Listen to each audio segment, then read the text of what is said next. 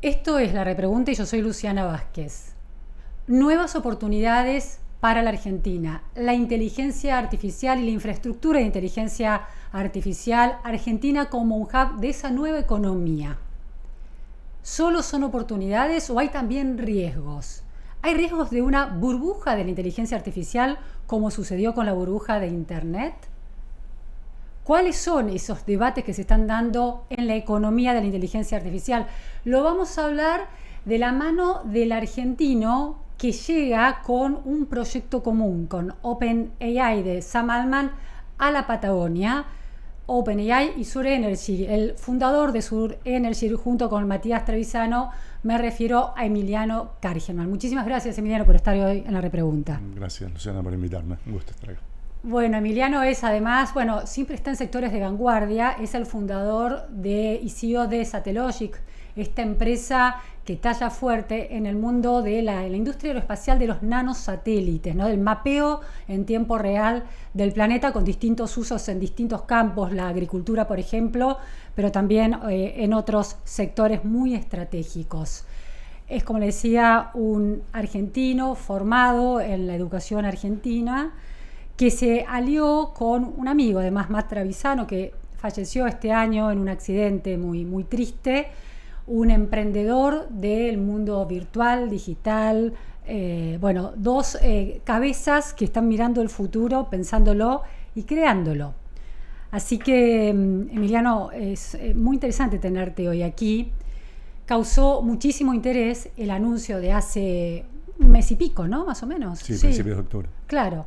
No mucho tiempo, de esta especie de alianza estratégica entre OpenAI, la compañía del ChatGPT, ¿no? Todo el mundo usa el ChatGPT, esa es la referencia más fuerte, y esta compañía, recientemente creada por ustedes, para proveer de energía y de infraestructura al mundo, al iCloud que necesita la IA. La Patagonia Argentina, ¿por qué es tan central y estratégico esa locación geográfica que, siempre se habla como el potencial de la Patagonia? ¿Por qué en este caso puede llegar a realizarse? Mira, sí, creo que hay que separar un poco también si querés, el hype de la realidad, digamos, ¿no? Lo cierto es, Argentina en general tiene una oportunidad concreta alrededor de la generación de energía, sobre todo la generación de energía renovable, pero también con vaca muerta, digamos, de la generación de energía para el sector de inteligencia artificial, ¿sí? Como muchos otros países del mundo tienen la oportunidad, porque la realidad es que la demanda global de energía para el sector está creciendo enormemente, se va a multiplicar, la demanda de energía global va a crecer liderada, si querés, por el crecimiento de la demanda de inteligencia artificial.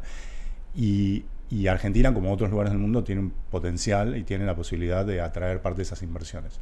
La Patagonia está bien posicionada porque tenés la energía, digamos, eólica, si querés, en Chubut, muy bien, digamos, porque tenés las hidroeléctricas sobre el río Limay en particular, digamos, que son energía renovable, digamos, y ya instalada, una capacidad instalada significativa, porque tenés vaca muerta con el gas, y el gas natural siempre es parte si querés, de la ecuación de cómo construir sistemas de energía confiables a largo plazo. Y Argentina también tiene potencial en el norte, si querés, en Catamarca, etcétera, con la energía solar, ¿sí? Todo esto, Argentina está muy bien configurada para aprovechar energía eólica, energía solar y el gas de vaca muerta en general, digamos, ¿no? Más un poquito de hidroeléctrica. Sí.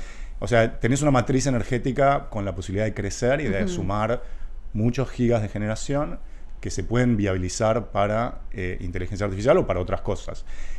Sumale a eso que Argentina tiene buena conectividad de fibra, sobre todo con la región, digamos, tenés líneas de fibra óptica troncales que salen por el Atlántico para el lado de Estados Unidos y después la conexión a través de Chile por el Pacífico. Tenés una buena conexión de fibra óptica, entonces estás en un buen lugar, sobre todo pensando en un futuro donde los data centers de inteligencia artificial empiezan a estar distribuidos y los que proveen servicios de inteligencia artificial quieren estar cerca de sus clientes, en particular en Latinoamérica, ¿no? Está bien posicionado, pero... ¿Por qué, antes del pero, ¿por qué no el norte y Patagonia? ¿El tener el océano cerca es también una variable importante?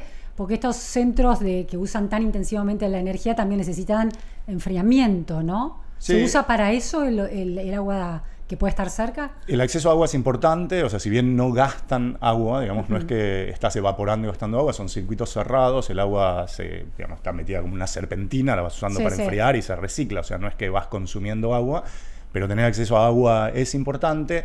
Obviamente la temperatura ambiente ayuda a que sea un poco más baja, ¿sí? El frío del sur es mejor que el calor del norte. Es mejor, digamos. En algún no es un poco marginal, pero es mejor, obviamente, hacerlo en el sur que en el norte. Y tiene que ver también con dónde están los troncales de conectividad, digamos, de fibra. Dónde tenés, es una combinación de acceso a la red, si querés, energética, a las líneas de alta tensión de 500 kilovoltios, a las troncales de fibra óptica y al agua, más la disponibilidad de tierras, todos los permisos alrededor de eso. O sea, eso te configura un poco el mapa de los lugares que son razonables. Nosotros estamos viendo unos 5 lugares alrededor del país, sobre todo enfocados entre Neuquén, Río Negro y Chubut, pero estamos viendo lugares en el resto del país también, para terminar de hacer una selección en los próximos meses, te diría 2-3 meses, del lugar donde vamos a instalarlo de manera definitiva. Es al sur, pero están todavía terminando de definir en qué provincia puntualmente. Sí, porque puede ser, hay muchos lugares que cumplen con estas características, ¿no? Entonces, bueno, tenemos que encontrar el mejor de todos. Parte de la decisión es nuestra, en parte es de OpenAI en este caso. Decir, bueno, dónde sienten ellos que se cumplen mejor las características de lo que necesitan, ¿no? Antes del pero ese que quedó flotando y me interesa mucho, los peros me interesan mucho. Además de estas condiciones que son geográficas, de esas coincidencias geográficas y de matriz productiva, que también se entrecruzan con las coincidencias de clima o de suelo, de agua disponible, etcétera, ¿cuánto pesan las regulaciones provinciales en materia de inversiones que llegan desde el exterior, aprovechamientos de recursos naturales? Porque está el RIGI como paraguas de esta inversión que puede llegar a demandar 25.000 millones de dólares. Ahora, cada provincia tiene después sus regímenes propios. ¿Cuánto de eso va a condicionar la decisión finalmente de instalarse entre las provincias del sur argentino? Bueno, el RIGI es clave, digamos, ¿no? Porque sin el RIGI hacer una inversión de CAPEX de esta dimensión en Argentina sería muy difícil, sobre todo hacer una inversión que tiene un repago en 20-25 años, digamos, sería muy difícil sin un marco que ayude a generar algo de la estabilidad que a Argentina históricamente le ha faltado, digamos, ¿no? Entonces, eso yo creo que es medio clave. Después los regímenes provinciales, que hoy los estamos estudiando, los estamos analizando y estamos trabajando, digamos, de nuevo, ayudan, pero sobre esto son un poco más marginales, digamos, ¿no? O sea, lo vemos, la decisión principal yo creo que hoy va a pasar más por encontrar el lugar correcto que reúna esta cercanía a las 2 o 3 dimensiones que necesitamos, y de esos hay una cantidad de lugares y trataremos de encontrar el que nos ofrece las mejores condiciones, pero te diría, los regímenes provinciales ayudan, sobre todo lo que importa ahí más que el régimen es acá tenés un proceso de permisos, digamos, de zonificación de la tierra, etcétera, que se tiene que mover a una velocidad que acompañe la velocidad de un proyecto de este tipo, donde querés tener un data center funcionando en un año. Digamos, ¿no? Y entonces ahí, bueno, obviamente, digamos, es un proyecto que trae beneficios para las provincias donde se instala, digamos, beneficios directos y también beneficios indirectos. Entonces, obviamente, contamos con trabajar con los gobernadores y con sus equipos para encontrar la manera de viabilizar y de hacer funcionar el proyecto en los tiempos que necesitamos, ¿no? Emiliano, vos sos argentino, sabés bien el problema argentino y sus crisis cíclicas, endémicas, repetitivas, cada vez en una frecuencia más corta, porque todo en este mundo se acelera también las crisis. ¿Te resulta creíble la sostenibilidad de las promesas del RIGI, de las promesas intertemporales del RIGI? Bueno, a ver, más allá de las promesas hay un marco legal que creo que es lo que importa, digo, más pero allá los marcos promesas legales en Argentina cambian también, bueno, ¿no? Pero en este caso estás designando, o sea, es un marco legal que estás designando como, digamos, como jurisdicción de arbitraje, una jurisdicción internacional, digamos, o sea, tenés algunas características de lo que se está definiendo que hacen que sea más difícil cambiarlo y que, digamos, incluso como lo están viendo, y más allá de cómo lo estoy viendo yo, que digamos, como todos los argentinos tenemos mucha esperanza, pero también tenemos mucha experiencia en este tipo de cosas. Claro. Lo importante también es cómo lo están viendo los inversores internacionales, que hoy, y lo hemos analizado junto con ellos, ven el framework este marco como un marco razonable para viabilizar una inversión de este estilo, ¿no? Compiten, por ejemplo, con el atractivo que puede tener Chile, que también tiene una zona sur fría, y que además tiene una, más allá de la alternancia política que se viene dando en cada cambio de gobierno, una continuidad macroeconómica y una continuidad legal impecable comparado con la Argentina. Ese era mi pero, justamente, ¿no? El pero es... ahí llegó. El pero es, Argentina tiene buenas características, ¿sí? Desde básicas, digamos, pero no es que acá hay ni mejor ni más energía, ni mejor clima, ni mejor... O sea, como vos decís, Chile por ahí tiene muchas de las características que tiene Argentina, o yo qué sé, Brasil sin duda tiene muchas de las características, Paraguay tiene un montón de energía hidroeléctrica, o sea, el pero es que Argentina tiene una oportunidad acá, claramente, pero no es el único país del mundo que tiene una oportunidad. Ni de la región. Ni de la región. La oportunidad hay que ir y capturarla, digamos, ¿no? O sea, ese es un poco el pero, o sea, la oportunidad existe, pero hay que ir y capturarla. Yo creo que fue clave y es clave en el desarrollo de este proyecto, no solo las características de generación energética y la conectividad y demás, sino que lo que es clave también es la alineación hoy geopolítica, si querés, entre Argentina y Estados Unidos, la relación que tiene Milei con Trump, o sea, estas cosas, el hecho de que Milei haya ido a Silicon Valley a hacer un viaje y sentarse adelante de Sam Altman y Mark Zuckerberg y Tim Cook y Sundar Pichai y todos estos a decirles, bueno, Argentina está abierta para que vengan a hacer este tipo de inversiones. Que ahí Matt Travisano tuvo un rol importante, ¿no? En ese encuentro. Claro, ahí fue donde Matt fue uno de los que lo ayudó a organizar esa agenda, a cerrar esas reuniones, a sentarse adelante de esta gente.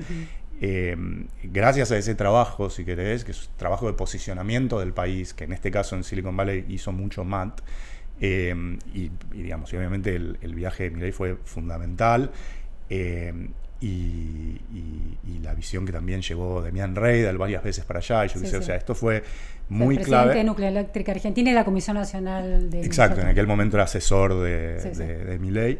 Entonces eso fue clave para posicionar, si querés, el país, digamos, ¿no? Y esta alineación geopolítica que tiene Argentina hoy con Estados Unidos hace también que en el proceso que hoy está sucediendo en la inteligencia artificial en particular, que tiene que ver con ir a posicionar estas banderitas, digamos, en el mapa del tech del mundo, ¿no? Hay un proceso acá en discusión de quién va a desarrollar la infraestructura de inteligencia artificial en distintos lugares del mundo. ¿Va a ser Estados Unidos o va a ser China, digamos, ¿no? ¿No les preocupa en esta idea de que la alianza es tan clave, la alianza con Estados Unidos, la alianza de Milei con Trump es tan clave para la percepción que tienen los inversores en relación a la sostenibilidad de esas decisiones de inversión?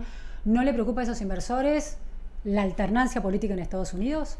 La alternancia política en todos lados, digamos, ¿no? O sea, en Estados Unidos, en Argentina, en todos lados. Claro, lo que está claro es que hay... en Argentina el garante es Estados Unidos. Si en Estados Unidos hay alternancia, ¿hay algún tipo de preocupación en ese ecosistema de inversores tecnológicos? No, porque hoy por hoy yo creo que la posición de Estados Unidos con respecto al rol de la inteligencia artificial y la infraestructura de inteligencia artificial en términos geopolíticos trasciende a un gobierno, digamos, ¿no? O sea, y yo creo que desde ese punto de vista la Argentina lo tendría que mirar de la misma manera, ¿no? O sea, este es un proyecto, el de desarrollar infraestructura de inteligencia artificial en el país, es un proyecto que le permite a la Argentina ubicarse, no solo generar una línea de ingresos, digamos, de exportaciones de servicios de cómputo, dólares, ¿no?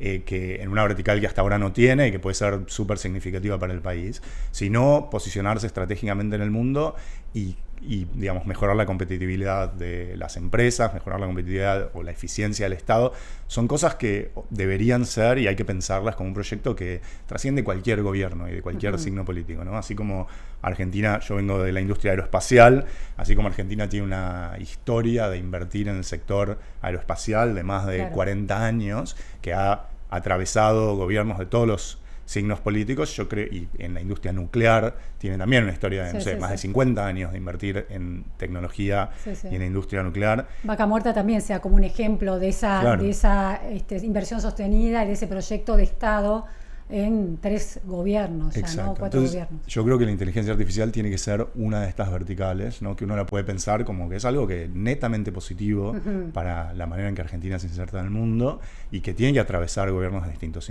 símbolos políticos. Entonces, hoy lo que nosotros vemos es la coyuntura esta, la alineación entre Argentina y Estados Unidos, nos permite dar este paso y ser en la región el first mover, ¿no? Ser el primero que está dando este paso en la región, que es importante. En la región es en América Latina. En América Latina, que es importante, ¿no?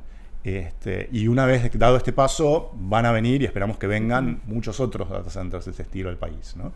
Pero una vez dado este primer paso, obviamente lo que tenemos que hacer es mantener esto como una política de Estado a largo plazo, y que va a tener que necesariamente trascender gobiernos de todos los signos políticos, digamos, ¿no? Porque para que trascienda el signo político del gobierno presente, que cierra ese tipo de políticas y ese tipo de proyectos, que le da la bienvenida a ese tipo de proyectos, hay que atravesar varios, vos señalaste un pero, ¿no? La competencia de países vecinos que tienen algunos factores interesantes como la Argentina.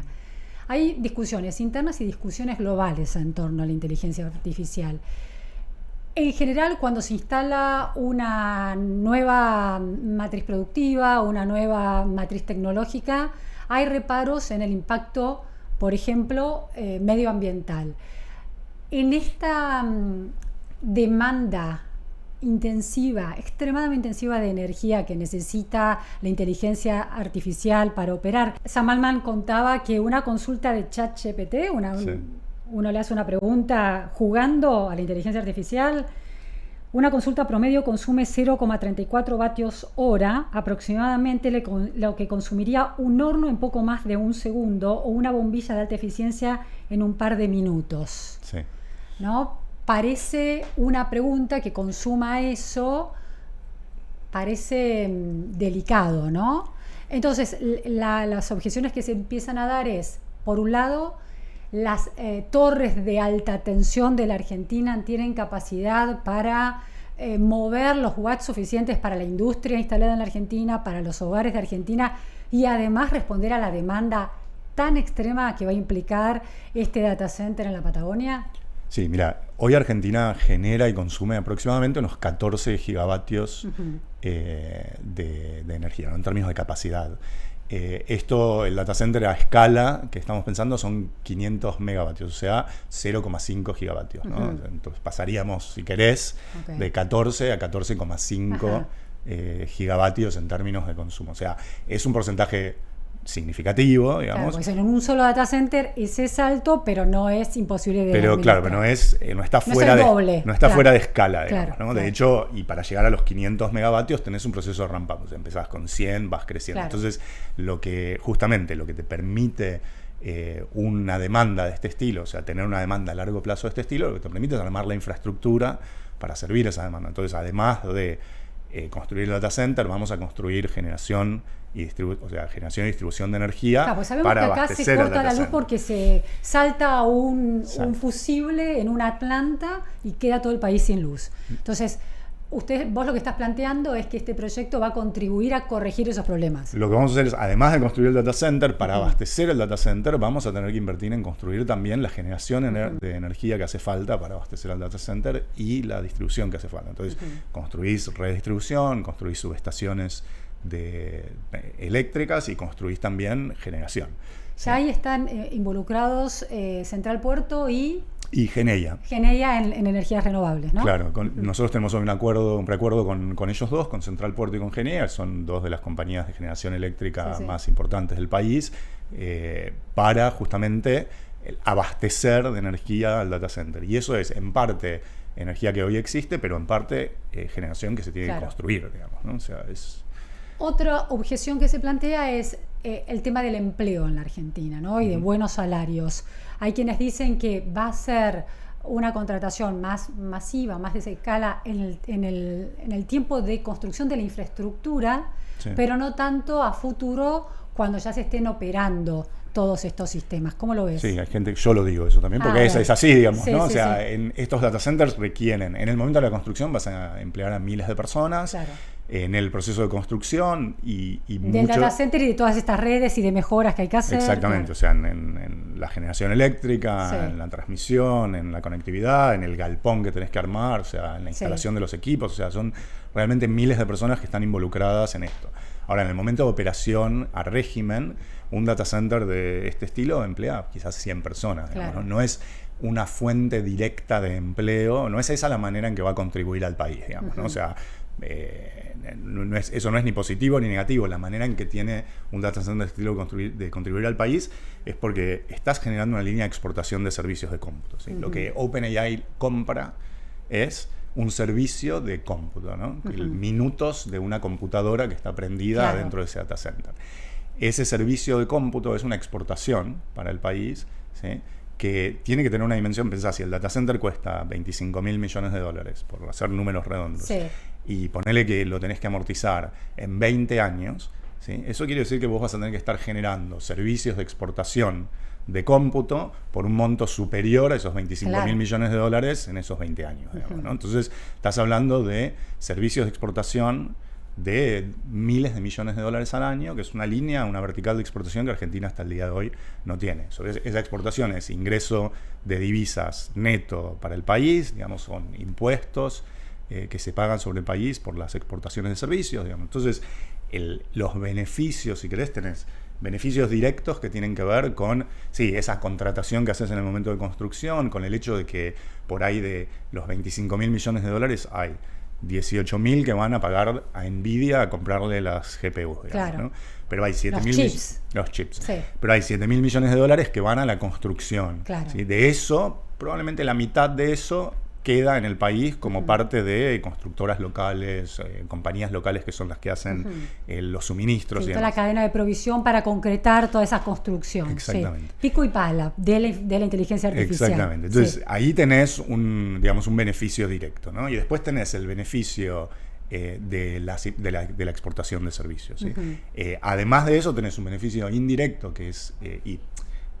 obviamente las regalías que generarás, que pagarás por la generación de energía, ¿no? Todo lo que viene alrededor de eso. Y después tenés un beneficio indirecto que es tener en el país un data center de este tipo, le permite a las empresas argentinas mejorar su competitividad, ¿sí? Porque ahora tenés una latencia menor, porque podés guardar los datos en el país, al Estado le permite guardar los datos que opera el Estado dentro de la jurisdicción del país, digamos, todas estas cosas te empiezan a generar beneficios, ¿no? Cuando los estados se van a transformar en los próximos 10 años, al igual que las empresas, para ser más eficientes usando inteligencia artificial. No hay duda de eso. Ahora, solo podés hacer eso si los datos de tus ciudadanos los estás manejando en un entorno sobre el que tenés control jurisdiccional. Claro. Entonces ahí lo que estás haciendo al poner un data center de este tipo en Argentina es le estás dando al país el puntapié inicial para una transformación profunda de la eficiencia y de la transparencia de la operación del Estado, que va a suceder en los próximos 10 años, teniendo el control de los datos. Estas cosas no son menores cuando uno piensa en esta función estratégica a largo plazo, ¿no? Bueno, a largo plazo es la gran pregunta. Esta economía de la IA generativa, con este salto de escala del uso de la energía, con este salto de escala de la capitalización, de la inversión necesaria para seguir mejorándola, para seguir teniendo esta capacidad de cómputo, ¿no? Porque ese es el secreto de toda esta historia, ¿es sostenible o no? Y hay una gran discusión que se está instalando en el primer mundo sobre si se corre el riesgo de que esto sea una nueva burbuja de Internet. Entonces quiero ir a sacarle capas a esa conversación, porque no está tan instalada en la Argentina, se ve más la posibilidad de oportunidad, pero en los medios internacionales ya es una discusión frecuente. La primera cuestión es esta alianza entre Sur Energy y OpenAI. Sur Energy construye esta infraestructura energética y de computación, se construyen los ladrillos de todo esto, las torres, digamos, de energía y los ladrillos del edificio donde van a estar las computadoras, y OpenAI se compromete a comprarle ese servicio durante X cantidad de tiempo. Correcto.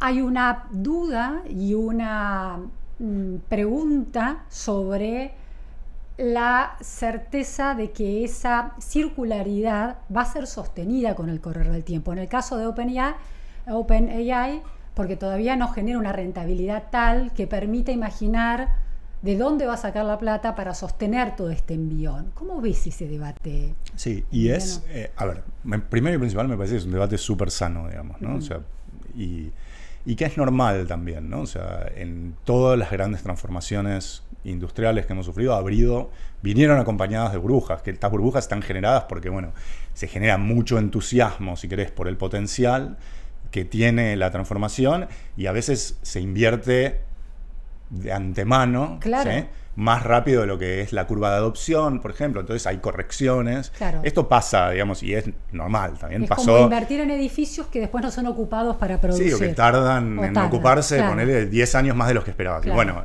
por ahí el que invirtió en ese edificio se funde, porque. Claro. ¿no? Pero bueno, el edificio en sí mismo alguien lo termina usando.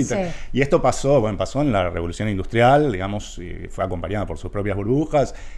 Obviamente pasó en la época de Internet. Digo, está claro que el impacto de Internet en la transformación de la economía del mundo, en la generación de valor en la economía del mundo, no está en discusión. Sin embargo, hubo una ola de sobreinversión muy temprana, claro, ¿sí?, que terminó con el crash, digamos, de las .com, y después se corrigió. Es cierto que hubo gente en ese proceso, las telefónicas que invirtieron en su momento poniendo fibra óptica, por ejemplo, por todos lados, que hicieron inversiones de infraestructura que después no pudieron recuperar.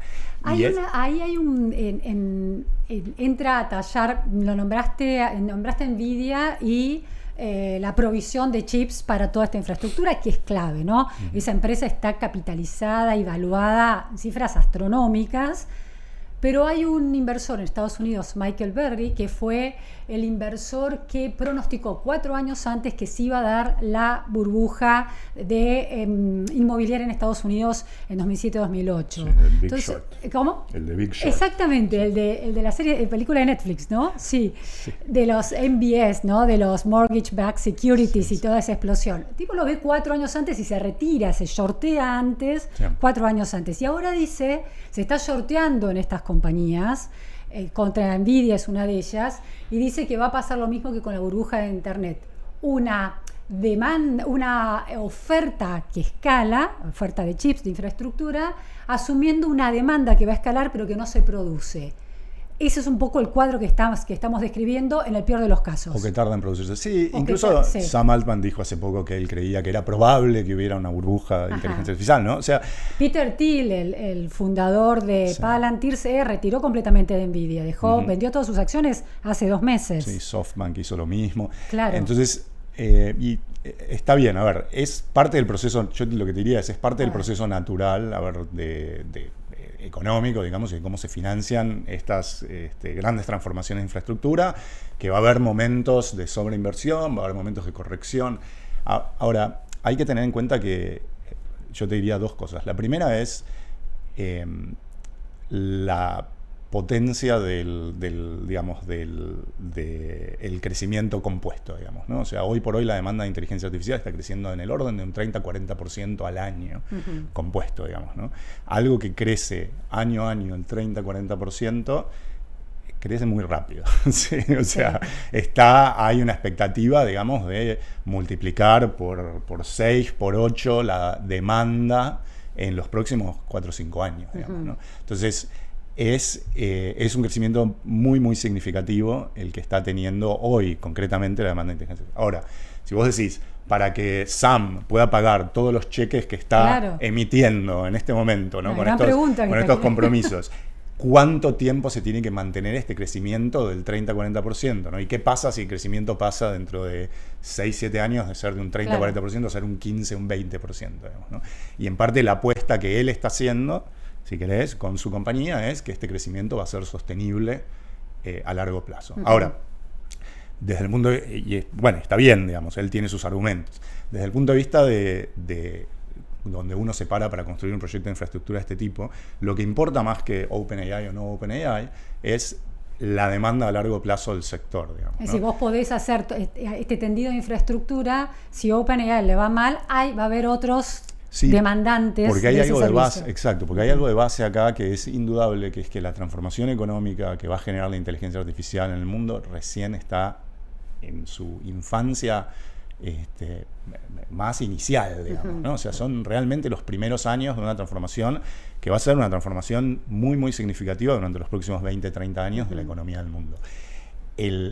La demanda que va a haber alrededor de eso, o sea, 500 megawatts es nada en el universo de esa demanda, ¿entendés? Claro. Entonces, la apuesta desde ese punto de vista de infraestructura que nosotros estamos haciendo, a la escala que nosotros estamos haciendo, es una apuesta muy segura, porque esa demanda va a existir. Se va a usar en algo, claro. Sí, sin importar si es OpenAI o no es OpenAI el que determina. Ahora, yo creo que en el periodo de tiempo que OpenAI se está comprometiendo a comprar esta demanda de nosotros, que es en un primer contrato, son los primeros 5 años, así, no creo que haya absolutamente que vayan a tener ningún problema, pero es cierto que si no es OpenAI, será otro, digamos, ¿no? O sea, la demanda real de uso, digamos, de generación de energía para el uso de inteligencia artificial va a estar ahí seguro. 2 últimas preguntas. Una tiene que ver con el rol de los estados. Mencionaste esta guerra entre Estados Unidos y China, y cómo China, con sus empresas, su entorno, su ecosistema tecnológico, bueno, el estado de partido único, un estado totalitario, tiene un fuerte rol en ese capitalismo de estado. China esa desventaja competitiva de un Estado tan potente como el chino, impulsando toda esa creatividad aplicada al mundo de la inteligencia artificial y de tecnología de infraestructura para esa inteligencia artificial, es una competencia muy difícil de acompasar desde países como Estados Unidos. A ver, en términos de generación... Estados Unidos se está convirtiendo también en sus políticas de Estado en una especie de China, por lo menos en ese aspecto. Yo creo que da para un análisis largo, digamos. O sea, yo creo que China, a ver, si vos lo mirás en términos de generación, de pura instalación de nueva generación eléctrica, digamos, el ritmo de crecimiento de China, en este momento yo diría que es prácticamente imbatible, digamos, ¿no? O sea, en términos de almacenamiento, en términos de generación, prácticamente imbatible.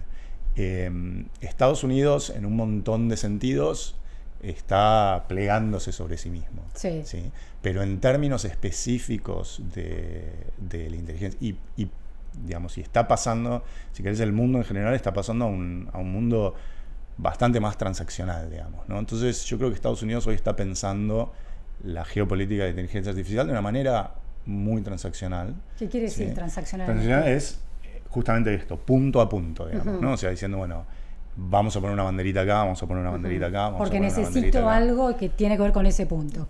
Claro. Porque eso me asegura. Sí, sí.